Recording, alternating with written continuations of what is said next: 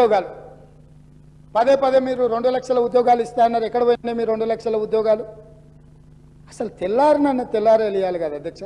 మీ ఉద్యోగాలు పోయిన దుఃఖంలో మీరున్నారేమో కానీ నిరుద్యోగ యువకులు ఆ దుఃఖంలో లేరు అధ్యక్ష. ఉద్యోగ అవకాశాలు కల్పించాలంటే దానికి ఒక ప్రాసెస్ ఉంటుంది అధ్యక్ష, ఒక విధానం ఉంటుంది. జస్ట్ లైక్ దట్ ఇట్లా చేయడానికి ఉండదు. గతంలో మీరు చేసినట్టు మేము చేయలేము. జిరాక్స్ సెంటర్లలో పల్లి బఠానీలు అమ్మినట్టు పరీక్షా పత్రాలు ఎక్కడ పడితే అక్కడ సంతలో సరుకులాక అమ్ముకునే విధానం మేము దేదలుచుకోలేదు అధ్యక్ష. మా పేసీలలో ఉండేటోళ్ళు ఎవరు అట్లాంటి దాంట్లో లేరు అధ్యక్ష. మా పేసీలలో ఉండే వాళ్ళ బంధువులు ఎవరు ఇట్లాంటి కుంభకోణాలలో లేరు అధ్యక్ష. మేము మీలాగా కాదు, మీరు మీలాగా మమ్మల్ని ఎందుకు అనుకుంటున్నారు? ఒక విధానం, ఆ విధానంలో మేము ప్రయత్నం చేస్తున్నాము. గతంలో మీరు నియమించిన వాళ్ళకి అర్హత లేదని హైకోర్టు చెప్పింది సభ్యులుగా. వాళ్ళని తొలగించమంటే రాజీనామా చేయమని అంటే వాళ్ళు విస్మించు కూర్చుంటే కొన్ని విధి విధానాల వల్ల వాళ్ళని తొలగించడానికి కొంత ఆలస్యమైంది. వాళ్ళ వెనకాల కూడా మరి మీరే ఉన్నారా అంటే నాకు తెలియదు, అది మీరు చెప్పాలి ఉన్నారో లేరో. ఏదేమైనా వాళ్ళని తొలగించడము, కొత్తగా నోటిఫికేషన్ ఇవ్వడం, కొత్తగా ఆహ్వానించడం, చైర్మన్గా అదేవిధంగా సభ్యులుగా నియమించడం, ఇదంతా కూడా ఒక ప్రాసెస్.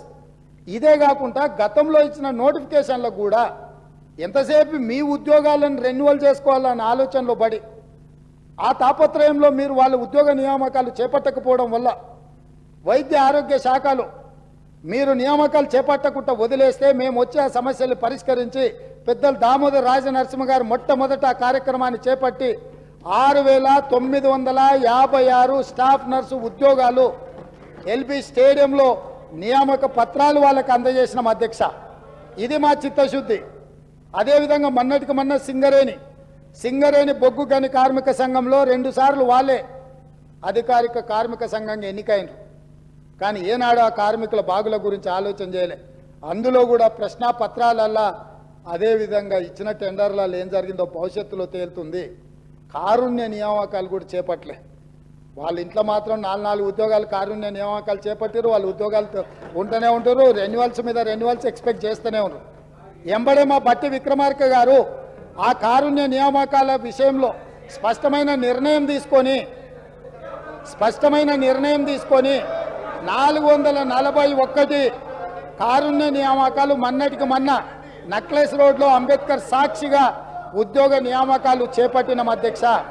అదేవిధంగా పోలీస్ డిపార్ట్మెంట్లో నియామకాలు చేపట్టాల్సిన చర్యలు వాళ్ళు చేపట్టకపోవడం వల్ల 15,000 పోలీసు ఉద్యోగ నియామకాలు వాళ్ళు ఇట్లనే అరిసి గోల పెట్టినా వీళ్ళు ఇట్లనే అరుచుకుంటూ కూర్చున్నా తొందరలోనే పోలీస్ శాఖలో 15,000 పోలీసు ఉద్యోగ నియామకాలు చేపట్టి మా చిత్తశుద్ధిని నిరూపించుకున్న బాధ్యత మా మంత్రివర్గం తీసుకున్నది.